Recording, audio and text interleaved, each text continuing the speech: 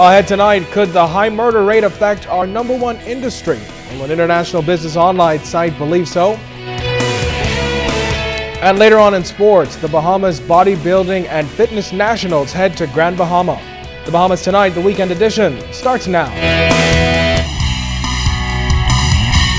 Now in HD.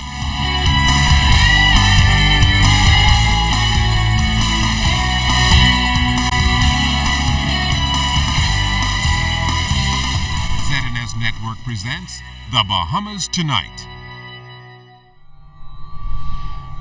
This portion of the news brought to you by BTC Every Day.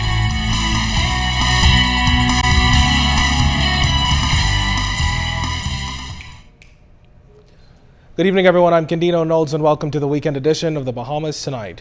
We begin with some more damaging news for the tourism industry. The Latin American Monitor's Business Environment online analysis indicated that rising murder rates in the Bahamas, including some recent killings of foreign tourists, could weigh on the island's business environment.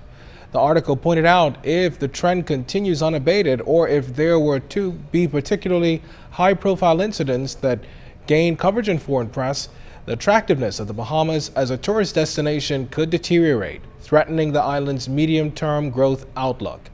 The online article quotes figures from a local daily that the total number of murders in the Bahamas increased from 111 in 2012 to 120 in 2013. That represents a 34.1% increase in the murder rate per 100,000 people. Additionally, there have been well-publicized armed robberies and murders of both British and American citizens in recent months. The Latin American Monitor also notes statistics in the national print media that the Bahamas allegedly had the 5th highest murder rate in 2010, which they claim has since risen to 3rd highest, behind only Jamaica, where the murder rate was 44.1% per 100,000 people in 2013. St. Kitts and Nevis reported a murder rate of 45.5% per 100,000 people. We're going to reach out to the Minister of Tourism for his reaction to this story during the National Report on the Bahamas Radio Network at 7:30 tomorrow morning. Well, still talking violent crime, police are investigating an overnight shooting that has left a man dead. Police say shortly after 10 o'clock last night, a man was on Cedar Terrace in Tall Pines visiting a female friend when a man he knew, reportedly armed with a handgun, approached and shot him in the abdomen. Police say the suspect then fled the scene on foot. The victim was taken to hospital where he died shortly after 1 o'clock this morning. An intense investigation continues. Well, a 33-year-old Garden Hills man who was wanted in connection with an attempted sexual assault and stabbing this past Thursday is now in police custody. Flying squad officers say they were tipped off about the suspect's location at a motel on East Street sometime around 4 o'clock Saturday afternoon. He was arrested shortly after. Police tonight are thanking members of the public for their help in solving this case. Meanwhile, firearms tracing and investigations unit officers seized a handgun, a shotgun, and a quantity of marijuana after searching an abandoned truck in Golden Palm Estates and Kennedy subdivision. Authorities credit great public support and excellent police work for the apprehension. In other news this Sunday, government's multi-million-dollar safety net reform program has been delayed, but Social Services Minister Melanie Griffin told Parliament last week that the program is still well on its way. Part of improving social services for the Christie administration is by reforming the ways of the past. In fact, this government has taken up the mantle of bringing social services into the 21st century with the long-talked-about conditional cash transfer program that will amalgamate multiple sets of assistance into one debit card. We are seeking to pilot a rollout of the new debit card to be used in the program, eliminating the current food coupon by the end of July, early August.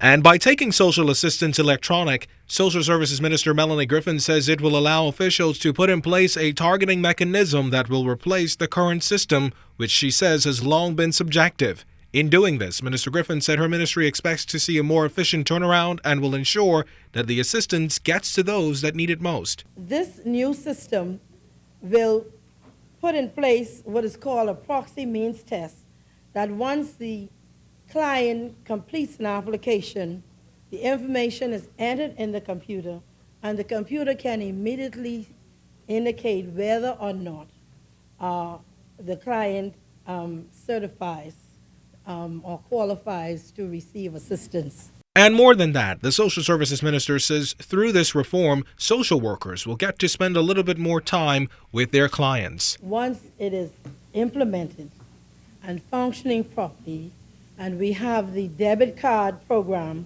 in place instead of the intensive paper food coupon, that it will really free up social workers to do more counseling, to have more group sessions with their clients, and to help them to manage their funds, and certainly help them to be able to rise above these critical issues.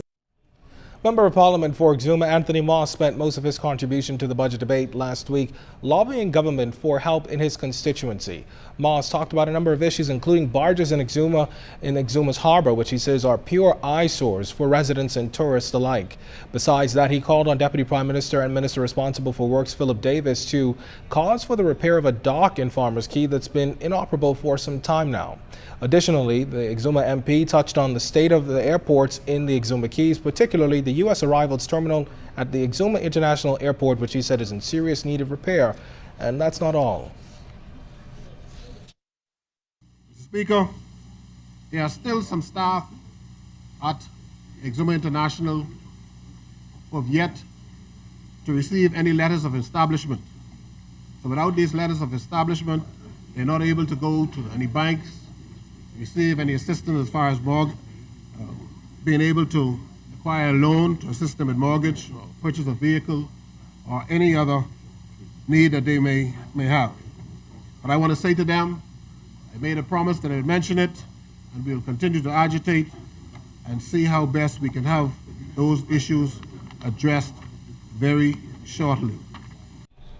Meanwhile, Exuma police are trying to find out how the houseman on the Bay restaurant and bar burned down on Exuma. Police there tell us they learned about the blaze around 4 o'clock this morning, which they believe started inside the restaurant. Now, the bar and restaurant is a part of a 2-story structure with residential apartments upstairs, and Exuma police report that 5 residents have been displaced. Apparently, those residents told police they left the heat emanating, or they felt the heat emanating from downstairs and fled the building with just the clothes on their back. We're also told that there is only one fire truck on the island, which was allegedly not accessible at the time of the fire. An active investigation is ongoing. Reports reaching our newsroom this weekend that nearly $1 million allegedly went missing from the Customs Department in Abaco. We reached out to Minister responsible for Customs, State Finance Minister Michael Halkitis, who confirmed this. However, he could not confirm the amount reportedly stolen. Tight-lipped on the matter, Minister Halkitis admitted that officials are in possession of a preliminary report. The case is now in the hands of the police, who are conducting an investigation of their own. ZNS News will continue to follow this developing story and bring you all the latest. Well, dredging around the Isles Town dock in Bimini is not the only concern for Save the Bays Coalition right now. You may remember that the 1,000-foot pier stretching from the shoreline to the ocean is near completion, as construction crews worked hard to make up for lost time after recently being halted due to a court order. But activist Joseph Darville says, simply put, enough is not being done to protect the environment as developments across the islands are pursued. Looking at something in Exuma Keys. We're hard on the situation in Treasure Key right now, where some very, very strange things are happening in terms of foreigners coming in, beginning to plow up mangroves and seabeds without a permit there, and then also a couple other situations we're not free to let it be known to the public at the present time. So it's not only in Bimini, it's throughout the Bahamas. As a matter of fact, one of the things we have to understand is that these islands belong to us. All of the Crown land is commonage. That belongs to the people. And the Prime Minister, no minister, has the right to give it away, sell it, or do anything unless it redounds directly and properly for the benefit of the people. All right, when the weekend edition continues, COB's Flamingo Ball dubbed a huge success. We've got that story and more right after this break.